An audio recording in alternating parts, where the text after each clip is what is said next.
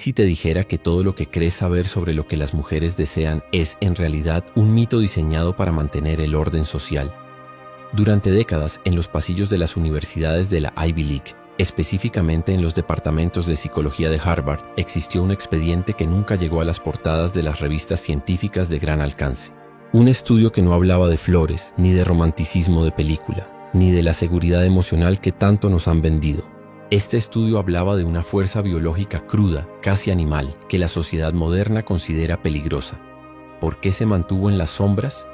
Porque los resultados no solo contradecían la moral de la época, sino que daban a cualquier persona común el código fuente para desbloquear una atracción magnética e incontrolable en el sexo opuesto.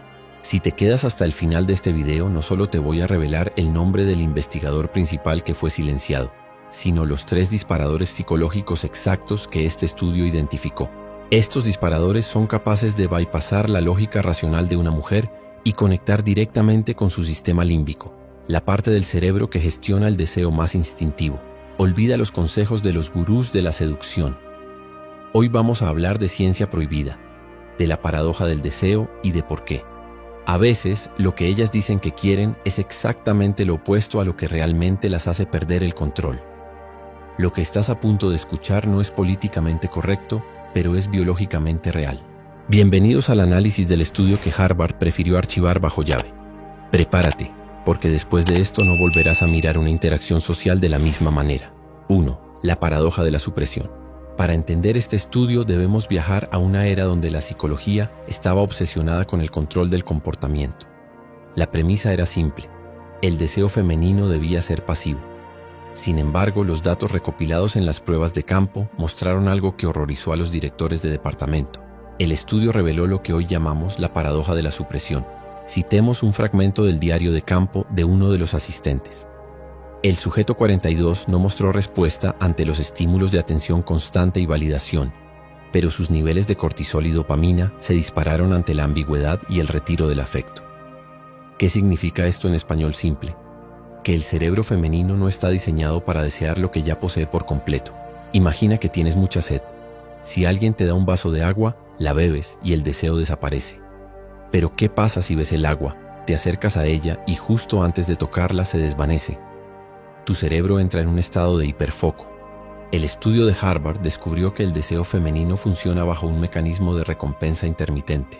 Un ejemplo claro es el experimento con ratones de Skinner, pero aplicado a la psicología compleja. Si un ratón presiona una palanca y siempre sale comida, eventualmente se aburre. Pero si la comida sale de forma impredecible, el ratón se obsesiona con la palanca. Los investigadores descubrieron que la sociedad moderna ha condicionado a los hombres a ser máquinas de comida, predecibles, siempre disponibles y emocionalmente asfixiantes. El estudio secreto subrayaba que el deseo se nutre de la distancia. En una de las encuestas cualitativas, una participante admitió algo que hoy suena a tabú: siento más deseo por mi pareja cuando lo veo destacar en su trabajo e ignorarme un poco, que cuando pasa toda la tarde intentando complacerme. Esta es la clave que la educación moderna intenta borrar. La atracción no nace de la amabilidad extrema, sino de la admiración teñida de un poco de incertidumbre. Harvard decidió no difundir esto ampliamente porque desafiaba la estructura de la familia nuclear perfecta de los años 50 y 60. Si el secreto de la atracción era la impredecibilidad y la autonomía individual, el modelo de hombre proveedor y sumiso al hogar perdía fuerza. El estudio sugería que el exceso de confort es el asesino número 1 de la pasión. Para que el fuego exista, se necesita oxígeno, y el oxígeno en las relaciones es el espacio. Cito textualmente al Dr. X, nombre que revelaré más adelante. Hemos descubierto que el deseo femenino es reactivo. No se puede forzar, solo se puede invitar a través de la creación de un vacío que ella sienta la necesidad de llenar. Si eres el tipo que siempre está ahí, que siempre responde al segundo, que siempre está disponible, estás cerrando ese vacío. Estás matando el oxígeno. 2. El efecto del estatus percibido y el valor de grupo. El segundo pilar de este estudio oculto nos lleva a un concepto que Harvard analizó bajo el nombre de la jerarquía de la atención. Los investigadores descubrieron algo fascinante. El deseo femenino no se activa por la riqueza o el aspecto físico de forma aislada, sino por cómo el entorno reacciona ante ese hombre. Es lo que llamaron el efecto espejo de estatus. En los experimentos de campo, observaron que el interés de una mujer por un hombre se multiplicaba no cuando él intentaba impresionarla a ella, sino cuando ella veía que otras personas, hombres y mujeres por igual, lo respetaban o buscaban su aprobación. El estudio secreto sugería que el cerebro femenino actúa como un radar de estatus social. Si el grupo te otorga el centro de atención, el instinto de la mujer interpreta que eres un individuo con genes de liderazgo. Citemos una nota técnica del experimento. El sujeto femenino mostró una dilatación pupilar significativa cuando el sujeto masculino fue saludado con deferencia por el líder del grupo previo. Esto rompe el mito de que debes ser un lobo solitario. En realidad, el estudio demuestra que ser un conector social es mucho más poderoso. Harvard decidió ocultar esto porque implica que el valor de un hombre es en gran medida una construcción de su red social y su capacidad de mando sobre otros hombres. Imagina este ejemplo. Vas a una fiesta. Hay un hombre muy guapo en la esquina, pero nadie le habla. Parece desconectado. En el otro lado, hay un hombre común, pero es quien presenta a las personas, el que hace reír al grupo y a quien todos escuchan cuando habla. El estudio de Harvard confirmó que el segundo hombre tiene un 70% más de probabilidades de generar una atracción sexual genuina. ¿Por qué? Porque el estatus social es un indicador de supervivencia mucho más fiable que un rostro bonito. En los diarios del estudio se menciona el experimento del invitado de honor. Se presentaba a un hombre en una reunión social de dos formas distintas. En el caso A, entraba como un desconocido más. En el caso B, el anfitrión lo presentaba como alguien a quien todos deben conocer. Los niveles de testosterona en las mujeres presentes aumentaron un 15% más en el caso B, solo por la expectativa de valor que generó esa presentación. Esto nos lleva a una cita demoledora del archivo. La atracción femenina es una respuesta al lugar que un hombre ocupa en el mundo, no solo al espacio que ocupa frente a ella. Si quieres activar este interruptor, no necesitas ser el más rico de la sala, necesitas ser el más relevante. ¿Cómo aplicas esto hoy sin repetir lo que ya sabes? Se trata de la dominancia social relajada.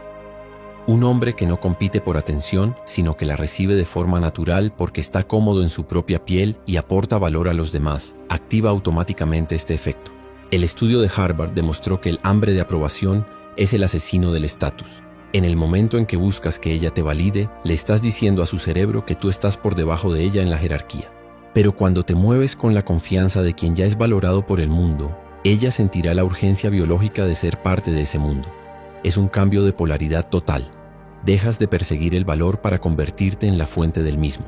3. La neuroquímica del desafío. Llegamos a la parte más profunda del estudio, la dopamina versus la oxitocina. La ciencia oficial nos dice que las relaciones deben basarse en la oxitocina, la hormona del vínculo y el abrazo. Pero el estudio secreto de Harvard se centró en la dopamina, la hormona de la búsqueda y la recompensa. Los datos mostraron que el cerebro femenino experimenta un pico de dopamina mucho más alto cuando hay un obstáculo que superar. Los investigadores llamaron a esto el desafío del valor percibido. Si una mujer siente que ha ganado tu atención a través de su esfuerzo, su cerebro la premia con una descarga de placer químico que asocia directamente contigo.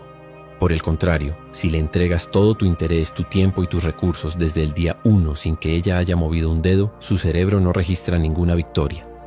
No hay dopamina. Y sin dopamina no hay deseo, solo hay comodidad. Y la comodidad es la antesala de la zona de amigos. Pongamos un ejemplo real mencionado en las notas del estudio. Dos hombres, sujeto A y sujeto B. El sujeto A es el caballero de brillante armadura. Cancela sus planes con amigos para verla. Le envía mensajes de buenos días cada mañana y le confiesa sus sentimientos en la primera semana. El sujeto B es cordial, pero prioriza su carrera y sus pasiones.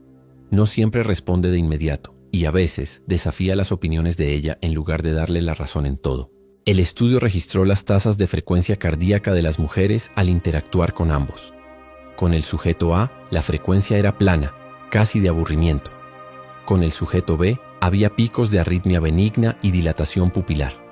El sujeto B creaba tensión, y la tensión es el lenguaje del deseo. Como decía la doctora Helen Fisher en estudios posteriores que validaron estas teorías ocultas, el amor romántico es un impulso, una adicción, y nadie se vuelve adicto a algo que es gratuito y abundante. Te vuelves adicto a lo que es escaso y valioso. El estudio de Harvard revelaba que el deseo es en realidad una forma de hambre psicológica. Si alimentas a alguien cada 5 minutos, nunca tendrá hambre. Muchos hombres cometen el error de sobrealimentar el ego de la mujer que les gusta, eliminando cualquier rastro de hambre o necesidad de perseguir. Una cita clave del archivo dice: El hombre que desea ser deseado debe aprender a ser una meta, no un seguidor. Ser una meta significa tener estándares, decir no cuando algo no te conviene y no tener miedo a perder a la otra persona. Ese miedo a la pérdida es, irónicamente, lo que hace que ella tenga miedo de perderte a ti. Es un espejo psicológico. 4. La teoría del refugio seguro versus el aventurero. Este es el punto donde Harvard se detuvo por miedo a las repercusiones sociales. El estudio exploró la dualidad del deseo femenino, la lucha interna entre la búsqueda de seguridad y la atracción por el peligro o la incertidumbre. Lo llamaron el conflicto del doble gen. A nivel consciente, una mujer puede decir: quiero a alguien que me escuche, que sea sensible y que esté siempre ahí. Pero los datos biológicos del estudio mostraron que durante sus picos de fertilidad y mayor vitalidad, su sistema se inclinaba hacia rasgos de dominancia, competencia y lo que los investigadores llamaron autonomía egoísta. ¿Qué significa esto? Que el deseo femenino más puro no se activa por la utilidad de un hombre, qué tan buen proveedor es, sino por su vitalidad. El estudio documentó que las mujeres se sentían más atraídas por hombres que tenían un propósito mayor que la relación misma. El hombre que estaba dispuesto a abandonar la comodidad de la cueva para ir a cazar, metafóricamente hablando, era el que encendía la chispa. Citemos un ejemplo del estudio sobre el lenguaje corporal. Se analizó la reacción ante hombres que ocupaban espacio, posturas abiertas, movimientos lentos, voz grave, frente a hombres que se hacían pequeños para no molestar. El resultado fue unánime. El espacio es poder. El hombre que no pide permiso para existir en su entorno activa un mecanismo de protección y atracción instintiva. Pero aquí está el truco que Harvard nunca difundió. El secreto no es ser un chico malo sin sentimientos. El secreto es la combinación de fuerza y contención. El estudio descubrió que el mayor disparador de deseo es un hombre que es capaz de ser peligroso o dominante, pero que elige ser caballeroso contigo. Es la idea del monstruo domesticado. Si eres solo bueno porque no tienes otra opción, porque eres débil, no eres atractivo, eres inofensivo. Pero si eres un hombre con carácter, fuerza y opciones y eliges tratarla bien, tu valor es infinito. El estudio decía: la atracción es una respuesta a la potencia, no a la complacencia. Muchos hombres modernos han sido castrados psicológicamente, creyendo que eliminar su masculinidad los hará más atractivos. El estudio de Harvard demostró lo contrario. Las mujeres del estudio mostraron una clara preferencia por hombres que mantenían un borde de misterio y una capacidad de mando, incluso si eso significaba pequeñas fricciones o desacuerdos. Un ejemplo práctico: el estudio observó citas grabadas. Los hombres que aceptaban todos los planes de la mujer sin proponer nada perdían el interés de ellas en menos de 15 minutos. Los hombres que decían: no, vamos a ir a este lugar porque sé que te va a encantar, confía en mí, generaban una respuesta de alivio y atracción. La capacidad de liderar elimina la carga mental de la mujer y le permite caer en su energía femenina, que es donde reside el deseo. 5. ¿Cómo aplicar el código Harvard hoy? Ahora que hemos desenterrado estos archivos, la pregunta es: ¿qué haces con esta información? No se trata de manipular, se trata de entender la naturaleza humana para construir relaciones más reales y apasionadas. El estudio de Harvard fue silenciado porque la verdad es incómoda. La igualdad política y social no significa que seamos iguales en la biología del deseo. Para aplicar lo que hemos aprendido, debes seguir estos 3 pasos fundamentales que el estudio identificó como el camino de la atracción orgánica. Primero, recupera tu autonomía. El estudio fue claro. El hombre más atractivo es aquel que tiene una misión que es más importante que cualquier mujer. Si tu mundo gira en torno a ella, te vuelves pequeño. Si ella es una parte valiosa de tu mundo, pero no el centro, te vuelves magnético. Ten hobbies, ten amigos, ten metas que te quiten el sueño. Eso crea el vacío de disponibilidad que mencionamos en la parte 2. Segundo, la ley de la escasez de validación. No regales tus cumplidos como si fueran basura. En el estudio, las mujeres que recibían elogios constantes terminaban por devaluar la opinión de ese hombre. Si me dice que soy hermosa cada 5 minutos, sus palabras no significan nada, decía una nota de entrevista. Guarda tu validación para cuando ella realmente haga un esfuerzo.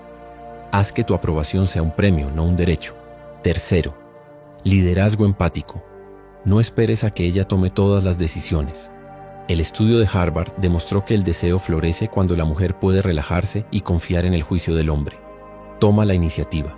Sé el que propone el plan, el que maneja la situación estresante, el que mantiene la calma cuando todo es un caos. Esa es la verdadera masculinidad que el estudio identificó como un afrodisíaco biológico. Aquel investigador principal que mencionamos al principio, el Dr. Robert Sajong, concluyó su informe con una frase que hoy es más relevante que nunca. Hemos pasado siglos intentando civilizar el amor, pero el deseo sigue viviendo en la selva. La razón por la que Harvard y otras instituciones no difunden esto es porque prefieren una sociedad de consumidores de afecto predecibles, no un mundo de individuos que entienden los resortes profundos de la atracción. Prefieren que creas que el amor es comprar diamantes y chocolates, cuando la ciencia dice que el amor es tensión, respeto, misterio y evolución. Si has llegado hasta aquí, ahora tienes una ventaja competitiva que el 99% de los hombres nunca tendrá. No la uses para jugar. Úsala para ser el hombre que siempre debiste ser. Un hombre que no busca, sino que atrae. Un hombre que no ruega, sino que lidera. Si este video te ha abierto los ojos, suscríbete y activa la campana, porque este es solo el primero de muchos archivos que vamos a desclasificar. En el próximo video hablaremos de la psicología de la ausencia.